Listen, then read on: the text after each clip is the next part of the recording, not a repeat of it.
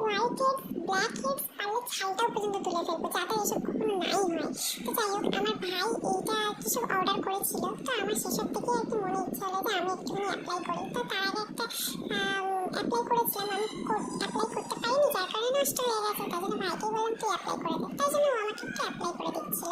তারপর আমাকে বললো তুমি যে চুপটা করে চুপচাপ একদম না খাওয়া দাওয়া বন্ধ রেখে, নাহলে ওটা নাকেরটা উঠে যাবে, চুপ করে বসে থাক।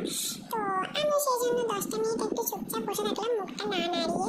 তারপর যেটা হলো, শুকিয়ে গেছে, 10 মিনিট হয়ে গেছে, শুকিয়ে গেছে। ওটা আমাকে তুলে দিচ্ছে টেনে। আমি থাক, তুলতে হবে না, আমার খুব লাগছে, আমি একা একাই তুলবো। যখন এটা বলেছি ও খুব মজা পেয়েছে ব্যাপারটা শুনে, ওই জন্য ও কি করেছে, জোর করে হাতটা চেপে চেপে ধরে ওই জোর করে তুলে দিয়েছে।